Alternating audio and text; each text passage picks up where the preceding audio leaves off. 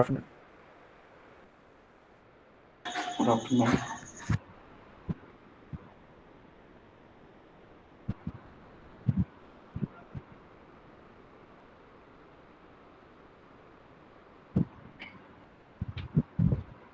Last topic हमने पढ़ा था क्लोजर प्रॉपर्टीज ऑफ सीएफएल, जिसमें हमने पढ़ी थी close properties, union, concatenation, linear star and transpose. ये आप सबको क्लियर हो गई थी कि कैसे ग्रामर को और इजीली हम सॉल्व कर सकते हैं। ठीक है, तो यहाँ तक हमारा हो गया। अब हम पढ़ेंगे कि सीएफएल के अंदर कौन सी प्रॉपर्टीज हमारी क्लोज नहीं है। तो दो प्रॉपर्टीज के नाम बताए हैं आपको, एक है इंटरसेक्शन और दूसरा है कॉम्प्लीमेंट।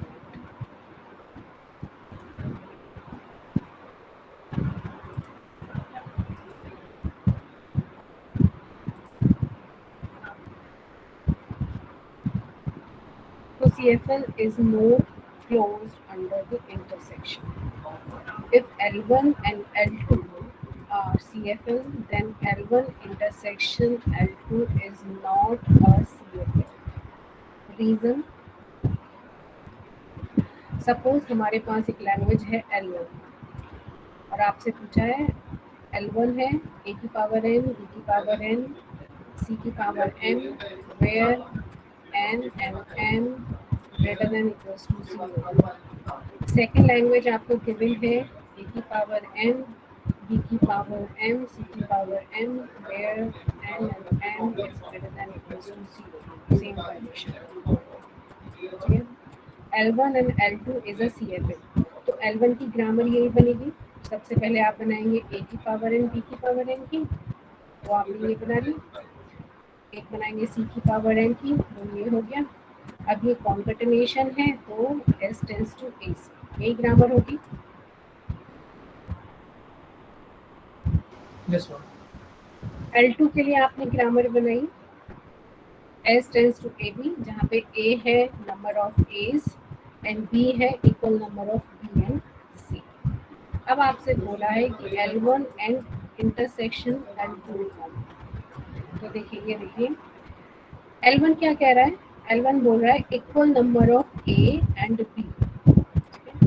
L2 है equal number of B and C, equal number of B and C। Then यदि हमें इसका इंटरसेक्शन निकालेंगे तो इंटरसेक्शन क्या होगा, equal number of A and B and C, यही तो होगा इंटरसेक्शन। L1 में AB इक्वल है, L2 में B और C इक्वल है। यदि इन दोनों का इंटरसेक्शन किया जाए तो क्या होगा, equal number of A, B and C होगा, यही आएगा सेम लैंग्वेज।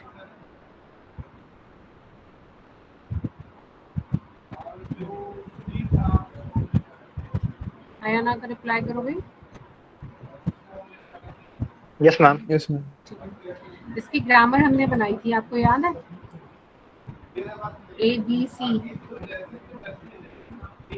ये देखिए 0 1 2 की फॉर्म में आपने डिजाइन की थी। ये क्या इसकी CFG बनी थी? नहीं, it is a context sensitive grammar. याद आया कि नहीं? Yes ma'am. हमने बताया था कि it is not a context free language, तो इसकी तो CFG बन ही नहीं सकती। That's why it is not a closed under the intersection. ठीक है, तो पंपिंग लेमा अभी हम CFL के लिए भी पढ़ेंगे। तो using pumping lemma we show that the given language is not a CFL। That's why it is not closed under the intersection. ठीक है, तो ये एग्जाम्पल हो गया। जब भी प्रॉपर्टी लिखने को आएगी आप इसको एग्जाम्पल के थ्रू बताएंगे। नेक्स्ट है complement. CFL is not closed under the complement. This can be proved by the contradiction. Contradiction से कैसे प्रूफ होगा, देखिए।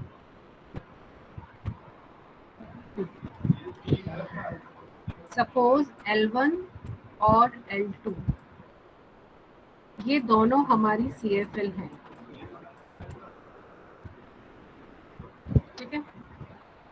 तो आप मुझे बताइए क्या L1 बार और L2 बार CFL होंगी? यस और no? L1 bar and L2 bar CFL होंगी? यस और नो में आंसर देना है। L1 बार क्या है?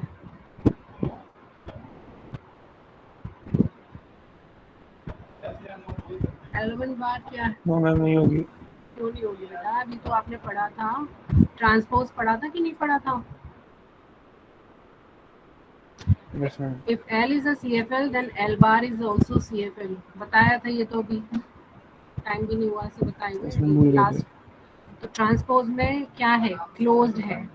तो अब मैं यहाँ पे पूछूं क्या L1 and L2 bar CFL होंगी? Yes ma'am. यस मैम होगी। क्या L1 बार यूनियन L2 बार CFL होगा? Yes ma'am. जब L1 बार L2 बार CFL है तो उनका यूनियन भी CFL होगा, क्योंकि CFL के अंडर यूनियन क्लोज्ड है। ठीक है,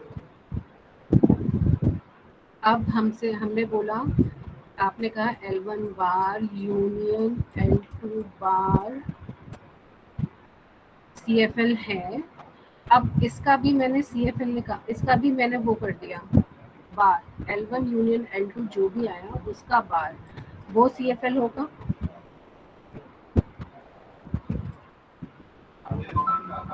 बोलो। यस मैम होगा। भाई वो तो प्रॉपर्टी है ना, ट्रांसपोज है तो होगा, ठीक है, और यूनियन है होगा। क्या हम L1 इंटरसेक्शन L2 को ये लिख सकते हैं? L1 बार यूनियन L2 बार का बार, फॉर्मूला होता है ना L1 इंटरसेक्शन L2, होता है कि नहीं होता? Yes ma'am. अभी तो आपने पढ़ा था कि L1 intersection L2 is not CFL, और यहाँ पे हम कह रहे हैं L1 union L2 bar is a CFL। तो ये कॉन्ट्रडिक्शन हो गया कि नहीं हो गया? यस मैम ये कॉन्ट्रडिक्शन हो गया, क्योंकि L1 intersection L2 is not CFL, so our assumption, ये जो हमने assumption लिया है under the complementation is wrong। समझ में आया? अब इसको कैसे समझाएंगे? हम शुरुआत करेंगे, this can be proved by the contradiction। If L1 and L2 is CFL, then L1 bar L2 bar is also CFL। If L1 bar L2 bar is CFL, then दोनों का यूनियन is also CFL। अब उसके union का भी हमने transpose कर दिया तो वो भी CFL, और ये इक्वल होता है L1 इंटरसेक्शन L2 की, जिसको अभी जस्ट प्रीवियस हमने ये बताया था कि L1 intersection L2 is not closed under the CFL। तो यानी कि हमने ये जो अजम्पशन लिया है ये रॉन्ग है, ठीक है, that's why CFL is not closed under the complement. बात समझ में आ गई?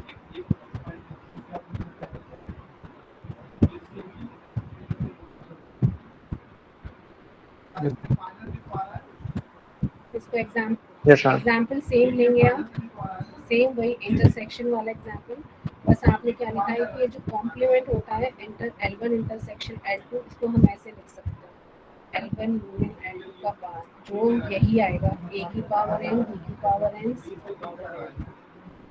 It is not a CFG, it is not a context free grammar, that's why it is not closed under the complement। अब आप मुझे बताइए, आपको सारी क्लोजर प्रॉपर्टीज क्लियर हो गई? It's a very very very important topic. Closure properties regular और CFL दोनों के अच्छे से पता होना चाहिए, दोनों में डिफरेंस पता होना चाहिए, ठीक है, ये ध्यान रखिएगा। रेगुलर में ये सारी आती है, लेकिन CFL में ये दो हट जाती है, इंटरसेक्शन एंड कॉम्प्लीमेंट, ठीक है। अब ये टॉपिक आप कवर हो गया।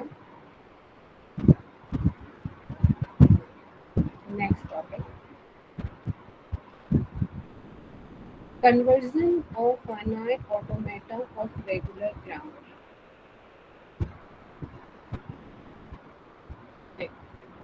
यदि आपसे पूछा जाए design a grammar in which it contains even number of A's and even number of B's.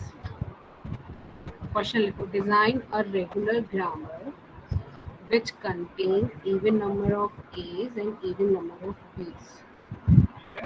इसकी ग्रामर बताओ. Even number of A's and even number of B's.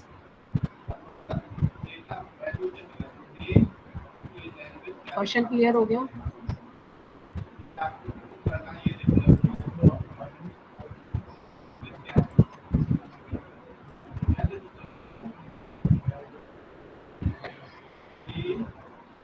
Question clear हो गया भाई?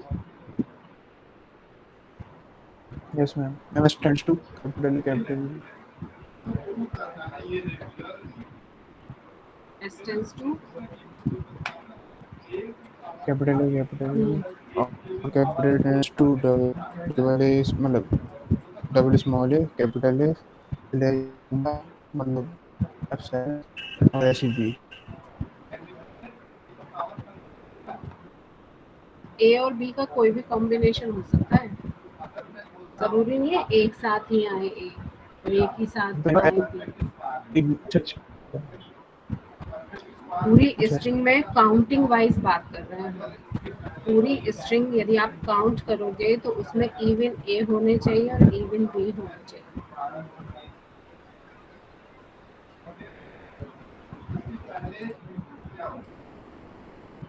Ma'am S tends to AAS slash BBS slash ABS और slash epsilon.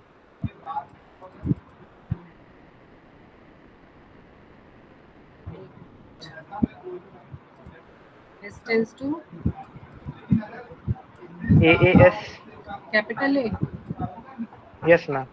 AAS, BBS, BBS, epsilon and ABS. मतलब capital A B. Yes, ma'am. Capital A B S. Yes, ma'am. फिर Capital A tends to small a, capital A, and B, small b, capital B. Epsilon B, दोनों में. नाम बताओ कौन बोल रहा है ये? आंसर किसने दिया ये? मैम अमन. क्या ये रेगुलर ग्रामर है अमन? आंसर बोलने से पहले सोचा करो. क्या ये नहीं regular- मैम, नहीं तो नहीं नहीं. मैंने तो आपसे रेगुलर ग्रामर पूछी थी. एक मिनट मैम बस.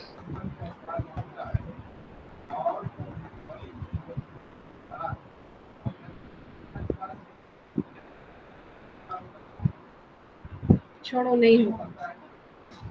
इधर ध्यान दीजिए. मुझे पता ही नहीं बनेगा. देखिए, कभी कभी क्या होता है, जनरली मैंने आपको बहुत सारी प्रैक्टिस करवा दी है ग्रामर्स की. ये सारी इतनी सारी ग्रामर्स हमने डिज़ाइन किए हैं, लेकिन कोई कोई प्रॉब्लम ऐसी होती है जिसमें ग्रामर बनाना इजी नहीं है. जैसे मैं बोलूँ कि number of a's divisible by 5 या even number of a's and b's, या बोलूँ इवन ए ऑड बी या दोनों ऑड. थोड़ा कॉम्प्लिकेटेड सा हो जाएगा ना, क्योंकि आपको ये भी ध्यान रखना है कि वो रेगुलर होनी चाहिए. CFG बोलती तो भी आप डिजाइन कर लेते. रेगुलर के साथ कंडीशन क्या है? रेगुलर के साथ कंडीशन क्या है? टर्मिनल, वेरिएबल या फिर सिंगल टर्मिनल. ये तो कंडीशन होती है. यानी कि वेरिएबल एक ही होना चाहिए और टर्मिनल या तो वेरिएबल के साथ हो या सिंगल टर्मिनल. आपको ये चीज भी ध्यान रखना. तो इस केस में हम कैसे करेंगे? तो देखिए, इसका फाइनाइट ऑटोमेटा तो अच्छे से बना लोगे ना. Even number of a's and b's का DFA तो आप बहुत जल्दी बना लोगे. या number of a's divisible by 3 या number of b divisible by 5 या बाइनरी स्ट्रिंग डिविजिबल बाय 5 बन जाएंगे ना. इन सबके DFA बहुत अच्छे से प्रैक्टिस. Yes ma'am. तो इस टाइप की प्रॉब्लम्स का सबसे पहले फटाफट फाइनाइट ऑटोमेटा डिजाइन करो। और रूल क्या कहता है, यदि दो स्टेट के बीच में ट्रांजिशन है और दोनों ही नॉन फाइनल स्टेट है, दोनों स्टेट के बीच में ट्रांजिशन है, ए और बी के बीच में ट्रांजिशन है स्मॉल ए का, और दोनों ही नॉन फाइनल है, ठीक है। तो आपको कुछ नहीं लिखना है, आपको लिखना है ग्रामर में A tends to A B, capital A state से small A transition capital B पर गया है। समझ में आ गया? ठीक है। सेकंड रूल आपका क्या कहता है, यदि उसमें बी फाइनल है, ये तो था जब दोनों नॉन फाइनल है। सेकंड रूल, यदि कुछ फाइनल है तो उस केस में A tends to A B तो लिखोगे ही लिखोगे, स्लैश ए बी लिखो, खाली ट्रांजिशन इनपुट भी लिखोगे, इनपुट भी लिखोगे और ट्रांजिशन विद स्टेट भी लिखोगे। रूल 1 एंड 2 समझ में आ गया?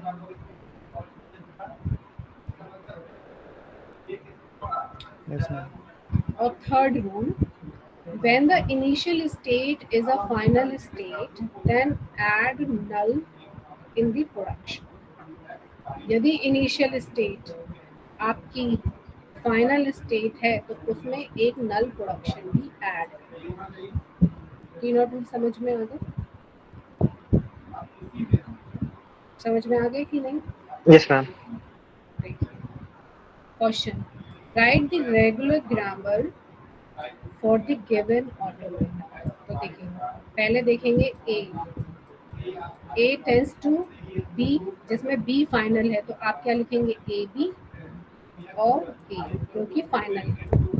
अब एक बी से ट्रांजिशन भी है, बी से ट्रांजिशन कहाँ गया है, बी पर ही गया है दोनों इनपुट के लिए, तो ए इनपुट से भी बी पर गया है, बी इनपुट से भी बी पर गया है, क्योंकि बी फाइनल है तो दोनों इनपुट ए और बी है। ये रेगुलर ग्रामर है या नहीं,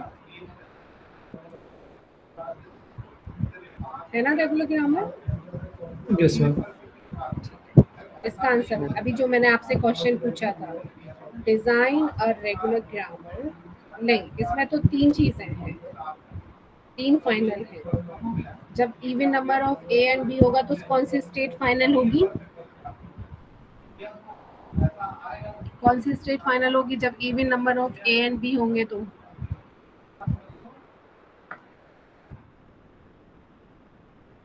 लो भाई, इतना टाइम क्यों लग रहा है? इनिशियली होगी ma'am final. A. Ma'am, A. Yes, A. A. ठीक है। इस डायग्राम की ग्रामर बताओ।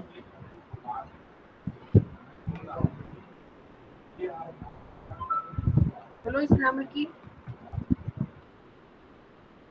बोलो क्या लिखूं? A tends to small a capital small A capital A क्यों है? slash epsilon. Small A capital A क्यों, बी पे Ma'am, जा capital रहा है। स्मॉल ए कैपिटल मैम बी B बोला मैं, small a capital और slash epsilon. भी बी का भी तो ट्रांजिशन है इसे, Ma'am, capital A, small b. और I mean small b, capital A. Small, अरे भाई सी पे जा रहा है वो इनपुट बी लेके, So sorry. Small B capital C. Capital C. अब इनिशियल कौन सी है, Ma'am, A, तो क्या और ऐड कर देंगे, एप्सिलॉन, epsilon. और सी भी तो फाइनल है। और B समझ में आ गया? small b. ए के प्रोडक्शन समझ में आया कि नहीं? Yes, ma'am. Yes, ma'am. B के प्रोडक्शन बताइए।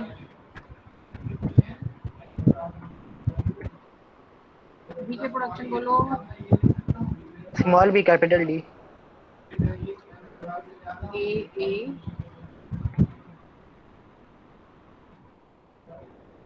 बी बी और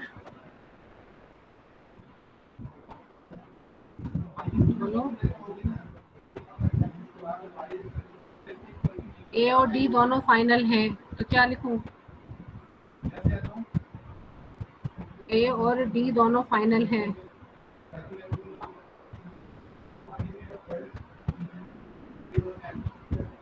ये आवाज आ रही है, तुम लोगों को नहीं आ रही? मैम बी फाइनल नहीं है, एक ही सर्कल है। मैम अरे खाली ए बी आया से ट्रांजिशन जो जा रहा है वो फाइनल आएगा ना? हाँ हाँ मैम ए। ए ए। खाली ए क्यों? जिस पे ट्रांजिशन जा रहा है वो फाइनल है, तो यहाँ पे बी से ए जा रहा है वो भी फाइनल है, और बी से बी जा रहा है वो भी फाइनल है। तो ए कॉमा बी, मतलब ए स्लैश फिर बी। बहुत देर में बत्ती जल रही है तुम लोगों की आज। समझ में आया कि नहीं आया सबको? Yes ma'am. कैपिटल सी के बताइए। Small A capital D small A capital D, small small b b capital A, small B capital A, and b a, a b, मतलब ए और ए बी अलग अलग। बी के production बताइए। Small ए capital C, small B capital B, small ए capital C और small B capital B, और A और B small दोनों। बी कैपिटल बी और ए और बी दोनों। क्या? मैम ए और बी दोनों, मतलब ए स्लैश बी। बी क्यों नहीं आएगा? नहीं सॉरी, बी नहीं मैम, बी नहीं, खाली ए, खाली ए। सही है कि नहीं है? कुछ कमी है बताओ। यस मैम सही है। सही है मैम। मैंने लिखा है तो सही तो होगा, तुमसे पूछूंगी तो गलत बताओगे। चलो बताओ। Regular grammar for three in which number of a is divisible by 3. Regular grammar for the string in which number of a is divisible by 3. ये ध्यान रखिएगा, आपको जो डायग्राम गिवन है वो हमेशा डीएफए होना चाहिए, ठीक है? एनएफए से नहीं बनेगी ये।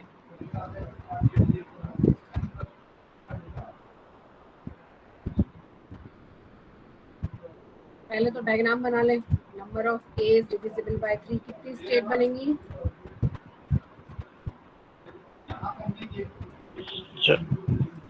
चार। क्या करें बताओ?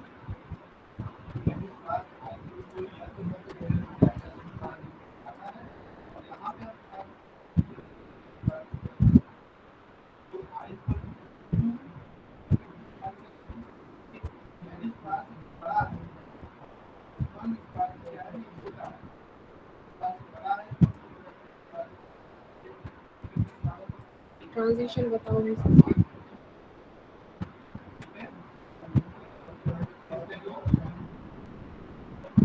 ए से यहाँ पे क्या आएगा? ए ए ए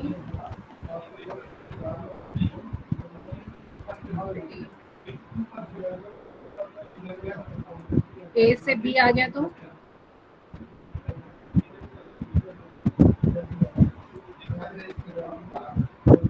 सही है कि नहीं?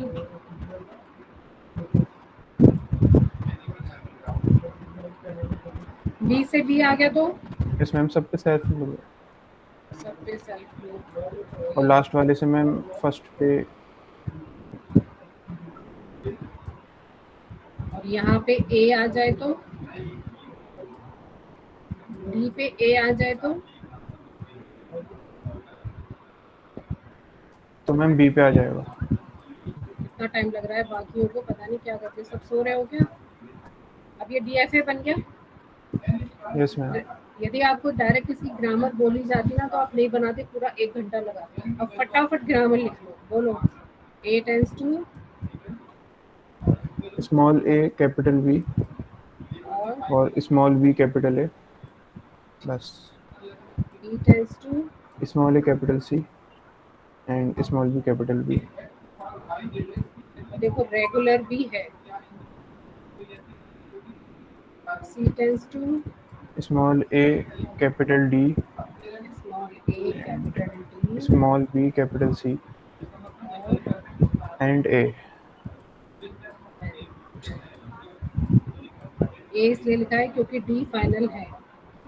डी के production small A capital B, small B capital A D, capital B, small B capital D और बी। ठीक है भाई, नोट कर लो इसको।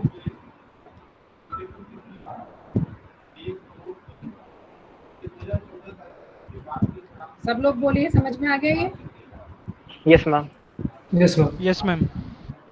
ये पता है किसी बुक में नहीं है, ये आपको मैं शॉर्टकट बता रही हूँ। कभी कभी कोई ऐसी ग्रामर आ जाए आप नहीं बना पा रहे हो, क्योंकि यदि आप सपोज एग्जाम में ये आ गई CFG बनाओ, तो रेगुलर ग्रामर भी तो CFG होती है ना।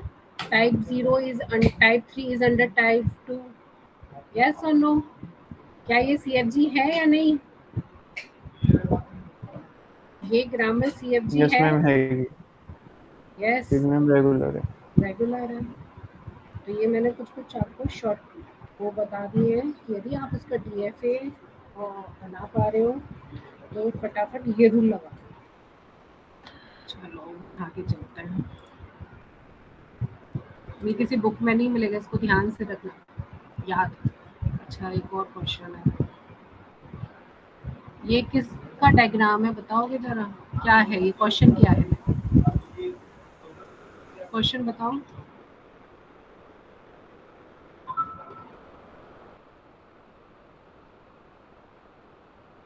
Ma'am 10 as a substring. being 10 as a substring.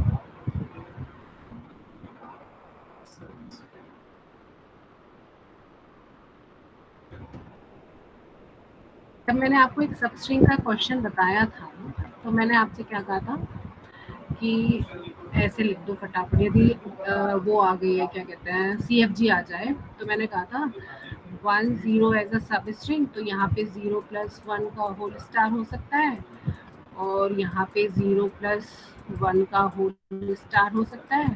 तो 0 + 1 स्टार की ग्रामर क्या होगी? क्या होगी? 0A 1A एप्सिलॉन, यही तो बताई थी। Yes ma'am. अच्छा, अब यदि इसको ऐसे लिखना तो मैंने क्या कहा था, यहाँ पे लिख दो A, फिर 10, फिर A। ये बताई थी, याद है आपको? क्वेश्चन कराया था मैंने। ये A हो गया, ये 10, फिर से A आ गया। पर ये रेगुलर नहीं है, ये CFG तो है पर रेगुलर नहीं है। हाँ या ना? Yes ma'am. Yes ma'am. ये आंसर ठीक है, लेकिन ये रेगुलर नहीं है, ये CFG है। अब हमसे पूछ लिया जाए कि रेगुलर बनाओ, तो आप ये डायग्राम बना लो फटाफट, जो भी दिखाया है आपको। अब फटाफट इस डायग्राम की बता दो हमें।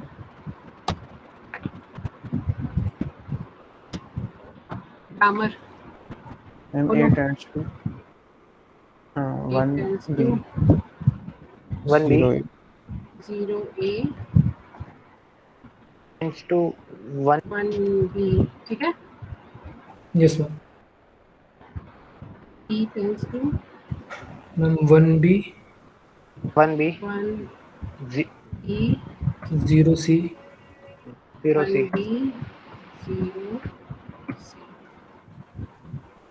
and और C 0 tends to 0C और 1C। C फाइनल भी है। 0। तो हाँ वो रेड से मैंने शो किया है, ठीक है। Yes ma'am. और capital C tends to 0C 0C 1C C 1C 0C और 1C 0 1C 0। स्लैश हो। इस क्वेश्चन की दो ग्रामर बनी, ये तो है रेगुलर, और यदि आपसे पूछ लिया जाए CFG, तो जो मैंने अभी बताया है ये भी तो सही है ना आंसर CFG के केस में, पर ये रेगुलर नहीं थी,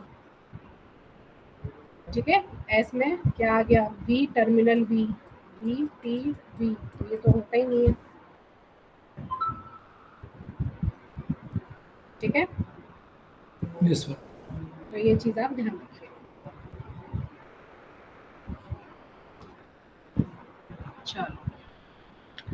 ये टॉपिक खत्म हो गया, इसको यहीं एंड कर रही हूँ। तीन एग्जाम्पल कर लिया और एक हमने यहाँ पे सॉल्व किया, डिविजिबल बाय ए वाला खत्म करते हैं इसमें। नेक्स्ट, अब आपको यदि रेगुलर एक्सप्रेशन गिवन हो और आपसे पूछा जाए इस रेगुलर एक्सप्रेशन की ग्रामर लिखिए, इस रेगुलर एक्सप्रेशन की ग्रामर लिखिए। रेगुलर एक्सप्रेशन बहुत इजी सा नहीं है, बहुत टफ सा दिया है आपको कुछ भी। सपोज ये तो बहुत इजी था, बन गया। यदि आपको दे दिया जाए 0 स्टार 1 0 स्टार 1 0 स्टार, फिर उस पे भी स्टार, कुछ भी फिर दे दे यहाँ पे प्लस 0 1, तो ये थोड़ा सा कॉम्प्लिकेटेड फॉर्म हो जाएगी ग्रामर, क्योंकि यहाँ पे भी आपको डिवाइड रूल लगाना है, फिर कॉन्केटेनेट करना है, यहाँ पे भी डिवाइड यूनियन लगाना है, फिर इन दोनों आंसर का कॉन्केटेनेट करना है। ठीक है, तो कैसे करेंगे?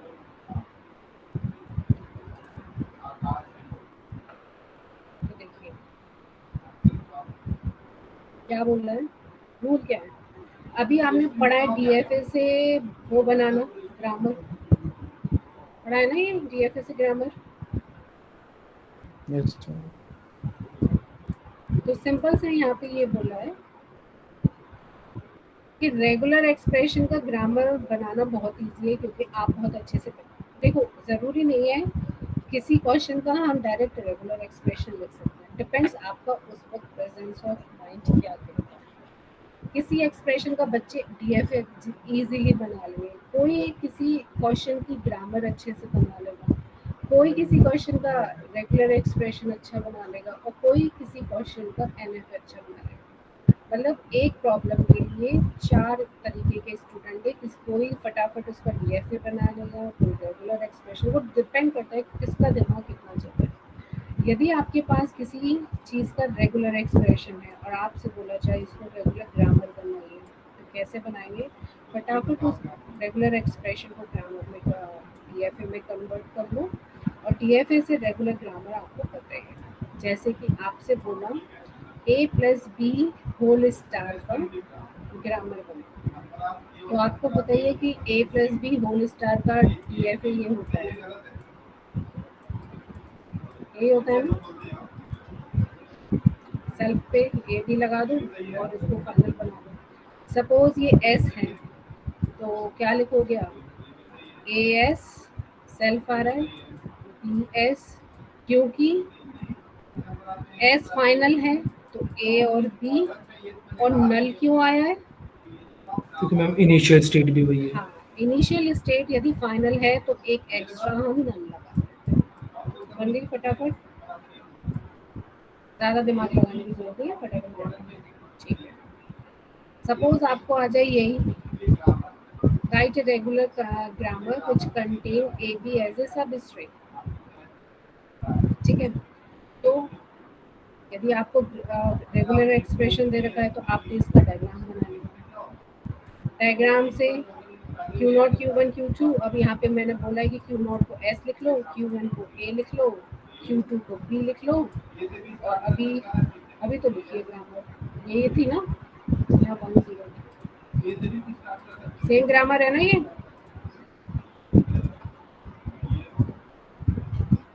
Yes ma'am.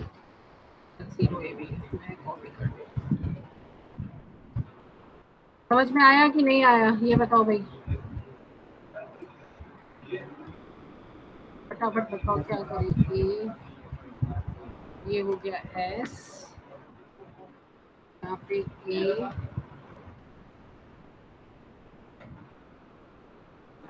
E,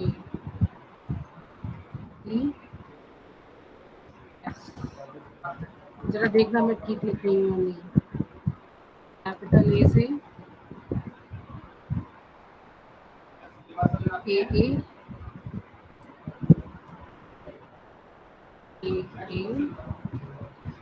और बी, और क्योंकि वो फाइनल है तो बी। कैपिटल बी से A B, A B, B B, A और बी, सही है। Yes ma'am.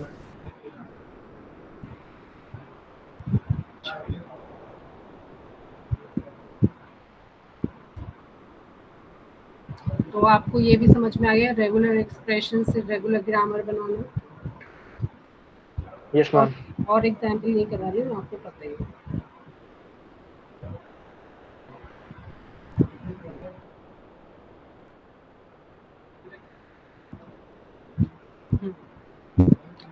अब आपको कोई ग्रामर दी है और आपसे पूछा जाए कि ये किसकी ग्रामर है, उसका ऑटोमेटा बनाओ। मतलब बात समझ में आ गई? आपको ये दे रखा है और आपसे पूछा है ये डायग्राम बनाओ इसको देख के, तो कैसे करेंगे?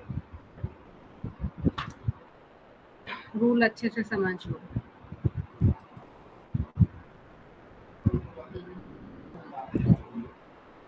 ये ध्यान रखिएगा जब भी रेगुलर ग्रामर से हम डायग्राम बनाएंगे तो वो हमेशा एनएफए बनेगा, कभी भी डायरेक्ट डीएफए नहीं बनेगा, हमेशा एनएफए बनेगा, फिर उस एनएफए को हम डीएफए बनाएंगे। ये रूल है। ये चीज क्लियर हो गई? आपको क्या दिया है? यदि ग्रामर में ए टेंस टू ए है, दैट मीन्स ये फाइनल स्टेट पे जा रहा है। हम सिंगल इनपुट तभी तो लेते हैं जब वो फाइनल स्टेट पे जा रहा होता है। समझ में आ गए? Yes ma'am. अब आपको ये नहीं पता फाइनल स्टेट कौन सी है। आपको एक स्टेट का नाम तो पता है, लेकिन ये नहीं पता फाइनल स्टेट है कौन सी। ये तो पता है कि जा फाइनल स्टेट पे रहा है, लेकिन आपको उस स्टेट का नाम नहीं पता। तो आप कुछ नहीं करेंगे, एक फाइनल स्टेट एफ नाम की स्टेट बना लेंगे और वहां पे ए का ट्रांजिशन दिखा दो, क्योंकि आपको नहीं पता है फाइनल कौन सी स्टेट है, बी है, सी है, डी है, एक्स वाई जेड कौन सी है, तो आप फाइनल स्टेट करना है। ठीक है? यदि ए टेंस टू ए बी लिखा हुआ है तो इतना पता है कि ए और बी स्टेट के बीच में ट्रांजिशन किसका है? ए का। समझ में आ गए दोनों रूल? Yes ma'am. बाकियों को क्लियर हो गया? Yes ma'am. Yes ma'am. ठीक है, देखो क्वेश्चन, ये डायग्राम गिवन है, वो ग्रामर गिवन है और आपसे पूछा है कि व्हाट डिजाइन है ऑटोमेटा। तो आप क्या करेंगे? एस और ए, एस और ए के बीच में आपने ट्रांजिशन क्या दिखा दिया? ए। ये वाला समझ में आ गया? फिर एस और बी के, एस और एस के बीच में ट्रांजिशन क्या दिखा दिया? बी, यानी कि सेल्फ लूप लगा दिया। ठीक है? अब दे रखा है सिंगल बी, यानी कि ये कहाँ जा रहा है? किसी फाइनल स्टेट पे।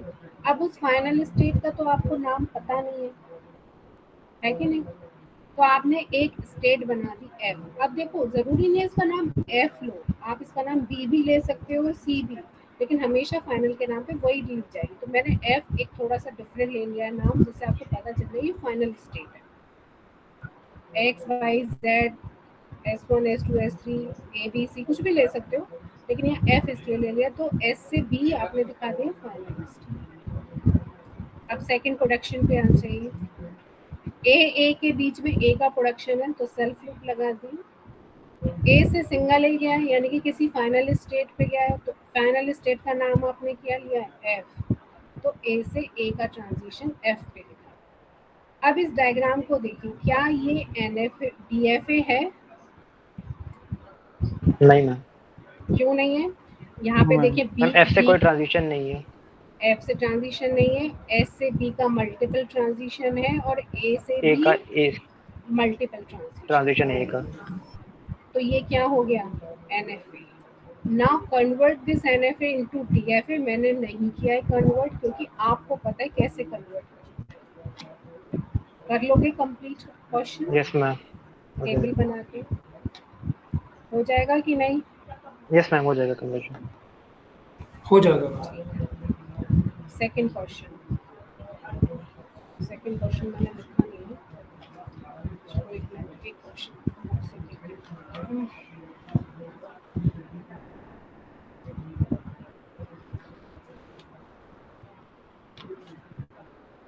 पर हाँ ये ध्यान रखना, ग्रामर रेगुलर होनी चाहिए।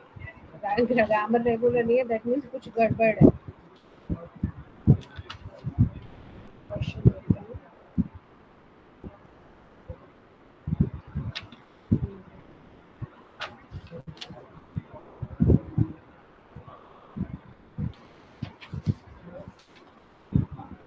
सेकंड क्वेश्चन, फटाफट डायग्राम बनाओ। S टेंस टू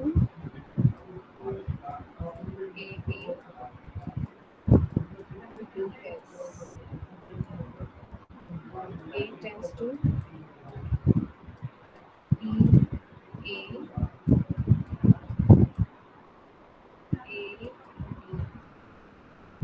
और B tends to B A S। पहले तो जो क्वेश्चन गिवन है वो देखो कि ये रेगुलर है, तो ये ग्रामर आपकी रेगुलर है, ठीक है। अब पूछा है कि इसका ऑटोमेटा बनाओ।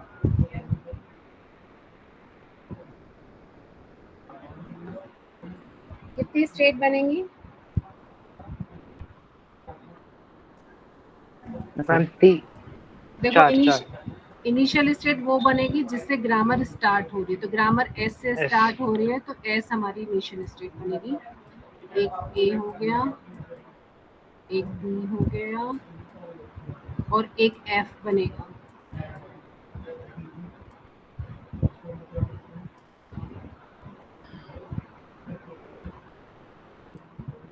ठीक है, फर्स्ट प्रोडक्शन बताओ सही लिखा है कि नहीं? Yes ma'am. सेकंड प्रोडक्शन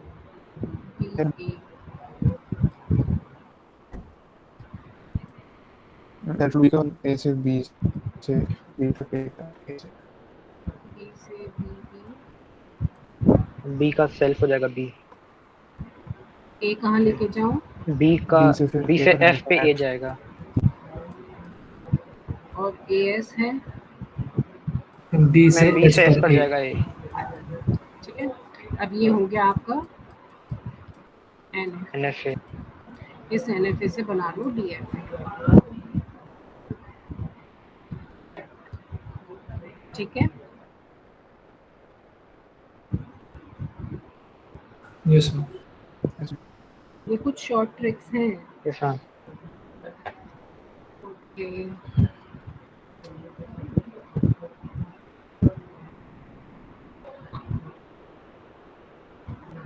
अब आपको कोई ये तो था जब ग्रामर दे रखी है ऑटोमेटा बनाओ, और अब बोल रहे ग्रामर दे रखी है कि एक्सप्रेशन बनाओ, रेगुलर एक्सप्रेशन। तो डायरेक्ट रेगुलर एक्सप्रेशन तो बनता नहीं है। रेगुलर एक्सप्रेशन मैंने आपको किससे सिखाया है हमेशा? NFA से ना। यस याद, मैम। कौन सी थ्योरम? आर्डन थ्योरम याद हो तो। आर्डन थ्योरम क्या कहती है? यदि कोई equation R equals to Q Q plus plus RP RP की फॉर्म में है तो उसे R क्या इज लिख इक्वल टू टू? QP स्टार। Very good. ठीक है, तो यदि किसी रेगुलर ग्रामर को बोला है कि इसका रेगुलर एक्सप्रेशन बनाइए तो आप NFA बना लीजिए। NFA से बन जाता है ना रेगुलर एक्सप्रेशन, यस मैम। उस पे आर्डन अप्लाई कर दीजिए और रेगुलर एक्सप्रेशन बना लीजिए। इसका मैंने कोई क्वेश्चन नहीं लिखा है क्योंकि समझ में आ जाएगा आपको, क्योंकि इससे पहले हमने कर तो लिया ही है आधा पोर्शन। ठीक है, सारे वाइस वर्सा, मतलब हमने 4 चीजें पढ़ी हैं, NFDFA, NFA, रेगुलर एक्सप्रेशन और रेगुलर ग्रामर। किसी भी प्रॉब्लम स्टेटमेंट के लिए आप चारों चीजें, आप किसी एक चीज को भी बना लेते हैं तो आप बाकी की 3 चीज बना लें। चाहे आप ग्रामर बना लें तो ग्रामर से इधर चले जाइए, या फिर एक्सप्रेशन बना लें उससे बाकी तीनों चीज़ों बन जाएंगी, या फिर NFA बना लें उससे बाकी तीनों बन जाएंगी। तो समझ में आ गई आपको बात? Yes ma'am. और यदि रेगुलर ग्रामर बन गई तो रेगुलर ग्रामर तो CFG होगी ही होगी, तो CFG पे ज़्यादा दिमाग खर्च करना नहीं है। यदि रेगुलर भी बनी तो भी काम चल जाएगा, लेकिन वो CFG लैंग्वेज होनी चाहिए। अब भाई हम कहें कि A की पावर n B की पावर n का बनाओ, अब इतना तो पता है ना कि A की पावर B की पावर n का तो DFA, जब DFA नहीं बन सकता तो ग्रामर क्या बनेगी, क्योंकि ये रेगुलर नहीं है। तो इसको हम डायरेक्ट CFG के लिए ट्राई करेंगे, ठीक है। Yes ma'am. सिर्फ प्रॉब्लम वही जिसका आज की क्लास काफी इम्पोर्टेंट क्लास थी, क्योंकि इससे आपको बहुत सारी प्रॉब्लम जो अब तक नहीं कर पा रहे थे वो भी सॉल्व हो जाएंगी। आप जिसकी भी आप ग्रामर नहीं बना पा रहे थे अभी तक, वो भी इन ट्रिक से आप बना लो। जिसमें मैं कह रही थी सोचो सोचो, आपको नहीं ज्यादा सोच पा रहे तो तैयारी है तो बताएं। सीटी है आपका सैटरडे संडे, पता है ना? नहीं मैम।